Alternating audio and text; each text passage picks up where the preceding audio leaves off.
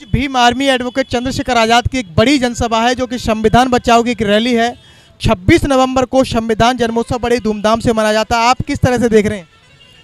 इस संविधान का दिन है। इस दिन संविधान बनाकर तैयार हुआ था और इस मौके पर आज देश में जिस प्रकार की सरकारें चल रही हैं और उन सरकारों को बताने के लिए आज एक सभा रखी गई है जिसका नाम संविधान बचाओ यात्रा है। और इसी से पूरे देश में 2024 के लिए जो इलेक्शन है उसके लिए सभी कार्यकर्ताओं के लिए अपना दिशा निर्देश भाई करेंगे। संविधान बचाओ यात्रा जो चल रही है या संविधान बचाओ रैली की जरूरत क्यों पड़ी? क्योंकि देश में चल रही तानाशाही सरकारें कुछ ऐसा कर रही हैं जिससे दलित उत्पीड़न और बहुजन समाज पर काफ़ी अत्याचार जो चल रहे हैं उसके लिए। और संविधान अभी तो विवेक ओबराय ने भी कहा था कि संविधान को हटाने की ज़रूरत आ गई है। अब इसी के लिए ये कोशिश कर रहे हैं कि बहुजनों की सरकार आए और इन तानाशाहियों को देश से बाहर किया जाए। क्या लग रहा है इस रैली से चंद्रशेखर भाई और सत्ता पर काबिज हो सकते हैं या संविधान को बचा सकते हैं?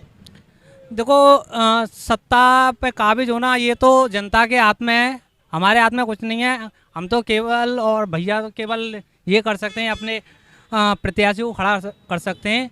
अगर लोगों ने चाहा तो ज़रूर हम सत्ता पे काबिज होंगे। नहीं, 2027 में यूपी में एएसपी के बगैर कोई भी सरकार नहीं बनेगी। इसकी असपा की जरूरत क्यों पड़ी? असपा की ज़रूरत इसलिए पड़ी कि अब शायद सड़कों पे बीएसपी का काम नहीं रहा है। ये हम सीधे तरीके से नहीं नकार सकते कि बहन जी काम नहीं करें। ऐसा भी होता है कि बहन जी के निर्देश जो मिलते हैं तो शायद पदाधिकारी काम नहीं करते हैं, ये भी हो सकता है। अब यही हाल और नहीं करते हैं तो हमें ऐसा लगता है कि बहन जी काम नहीं कर रही हैं। अब ये तो अंदर की बात है, क्या है। अगर यही हाल अगर असपा में हो जाता है तब? एक पार्टी तो हम देख चुके हैं, दूसरी पार्टी अब हमारे पास में है। अगर यही ऐसा ही चलता रहा तो जाने कितनी पार्टी ऐसे बनेंगे।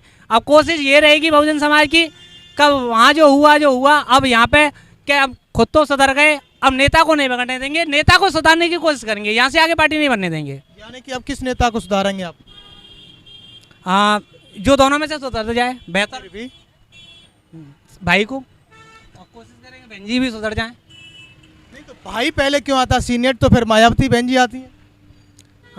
भाई इसलिए आते हैं, देखो एक ऊर्जा जो रहती है समाज के लिए, ऊर्जा के थ्रू ही काम होता है और बहन जी में शायद वो ऊर्जा अब नहीं दिखती है। पहले थी, काफ़ी ऊर्जा थी और मैं कह रहा हूँ शायद बहन जी ऐसा लीडर कोई हो नहीं सकता बहुजन समाज के अंदर। तो किसको सपोर्ट करेंगे फिर आप? अब एएसपी को करेंगे।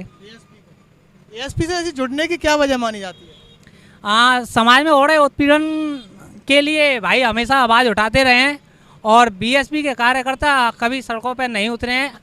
एक आरोप लगता है कि चंद्रशेखर भाई के जो समर्थक हैं, ये युवा लोग हैं, और जिस तरह से वो पीड़ित आवाज़ उठाते हैं धरातल पर, युवाओं पर कहीं ना कहीं एक केस मुकदमे लगने का इस तरह के आरोप लगते हैं। क्या कहेंगे इस पर? मुकदमा देखो, साहब काशीराम ने कहा था अगर डर के रहेंगे तो हमेशा नुकसान रहेगा। हमेशा डंडा और झंडा दोनों हाथ में होने चाहिए।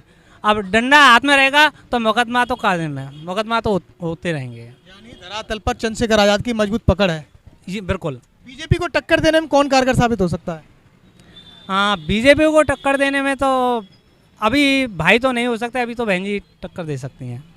बिल्कुल। अब लोगों की धरातल से एक आवाज़ आ रही है कि बहुजन समाज के जितने भी राजनीतिक संगठन और दल हैं तब तक वो एक नहीं हो पाएंगे, तब तक बीजेपी को टक्कर नहीं दे पाएंगे। क्या कहेंगे? देखो, जमीनी स्तर पर काम कर रहे कार्यकर्ता और वोटर हमेशा एक होने को तैयार हैं, लेकिन ये नेताओं की बदसलूकी और उनकी नालायक लोग हैं जो एक होना नहीं चाहते हैं। जब समाज तो एक होने को तैयार है लेकिन नेता हमारे एक होना नहीं चाहते हैं, ये अपना अपना जे बनने के चक्कर में ही दूर रहते हैं। इससे पहले भी अभिषेक जाटव ने बाबा साहब डॉक्टर BR अम्बेडकर की जन्मस्थली मऊ से बहुजनों एक हो जाओ की एक यात्रा निकाली थी, यानी कि चाहे वो कोई भी दल हो। इस पर क्या कहेंगे? आप सोशल मीडिया के माध्यम से देख सकते हैं, अभिषेक जाटव का ही बयान है। उन्होंने खुद कहा था कि मैं बहुजन समाज के नेताओं को एक करने के लिए निकला हूँ, लेकिन उन्होंने सबसे ज़्यादा विरोध उनका किया था तो भीम आर्मी के लोग थे और उनका अभिषेक जी का सपोर्ट करने वाले लगभग 100 से ज़्यादा पदाधिकारियों का पद छीन लिया गया था उनके सपोर्ट के चक्कर में। यानी कि अब किसको गलत समझ सकते हैं फिर हम? आ, कौन एक नहीं होना चाहता? नेता एक होना नहीं चाहती। यानी कि अभी भीम आर्मी की जो बात कर रहे थे, भीम आर्मी के लोग नहीं एक होने देना चाहते समाज को? देखो, अभिषेक के बयान के द्वारा तो यही साबित होता है। चलिए हम बात कर लेते हैं, यहाँ पर हमारे साथी और यहाँ मौजूद हैं, इनसे। तो आप देख सकते थे यहाँ पर जिस तरह के लोगों की जो राय निकल के आ रही है धरातल से कि बहुजन समाज के तमाम वो नेता हैं, वह उनकी मांग है कि बहुजन नेता एक हो जाओ ताकि जो समाज पर अत्याचार उत्पीड़न का जो कहर बरप रहा है उससे निजात मिल सके। और हमारे सारे साथ में यहाँ मौजूद हैं जो कि बहुजन समाज के उभरते सितारे पिंटू करदम जी यहाँ मौजूद हैं, जो कि बहुचर्चित चेहराएं अपने आप में एक खासियत पहचान रखते हैं और नवयुवा भी हैं, अभी तेज तर्रार हैं। जिस तरह से वो राजनीति में अपनी पकड़ बनाते जा रहे हैं, एक बार इनसे जानकारी करेंगे।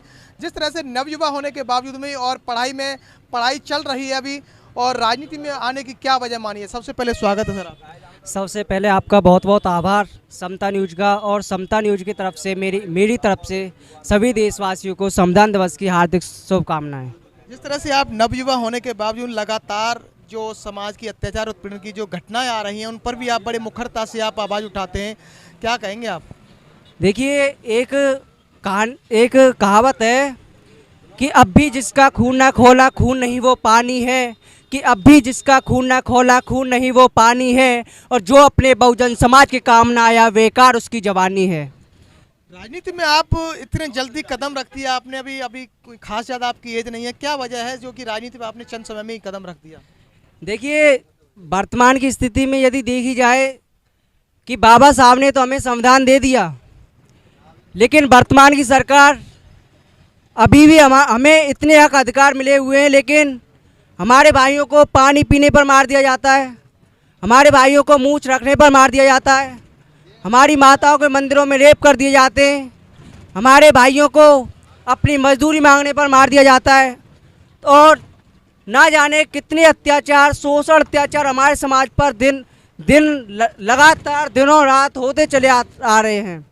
और इसकी आवाज़ यदि कोई बनता तो बड़े भाई एडवोकेट चंद्रशेखर आज़ाद जी हैं, इसलिए मैं बड़े भाई चंद्रशेखर आज़ाद जी को सपोर्ट करने के लिए और बड़े भाई चंद्रशेखर आज़ाद जी के हाथों को मजबूत करने के लिए उनके साथ आया हूँ। आज एक बड़ी जनसभा है जो कि संविधान बचाने के लिए उन्होंने एक बड़ी जनसभा को संबोधित करने के लिए वहाँ पहुँच रहे हैं, क्या लग रहा है इस तरह की जनसभाएं करके वो संविधान को बचा सकते हैं? बिल्कुल। देखिए, जो संविधान विरोधी हैं वो लगातार संविधान को बदलने की कोशिश में लगे हुए हैं, और जो कि माननीय प्रधानमंत्री जी के जो सलाहकार हैं उन्होंने भी संविधान को बदलने की कोशिश की है, और ये मनवादी सरकार ने दूसरा संविधान बना करके भी तैयार कर चुका है। यदि इनको मौका मिला तो इस संविधान को बदलना भी चाहेंगे और बदल भी सकते हैं। और इस सभा के माध्यम से हम इस संविधान विरोधी सरकार को बताना चाहते हैं, हम अपनी एकता दिखाना चाहते हैं कि अभी अम्बेडकर अनुयायी और बहुजन समाज के लोग संविधान को बचाने के लिए तत्पर हैं और समाज में अभी भी एकता है। तो ये थे हमारे साथ में बहुचर्चित चेहरा पिंटू करदम जी थे, जो कि नवयुवा हैं, तेज तर्रार हैं, छोटी सी उम्र में ही वह धरातल पर पीड़ित आवाज़ को बड़ी मुखरता से उठाने में कारगर साबित हो रहे हैं। फिर आएंगे एक नई वीडियो के साथ में, तब तक के लिए नमस्कार, जय भीम।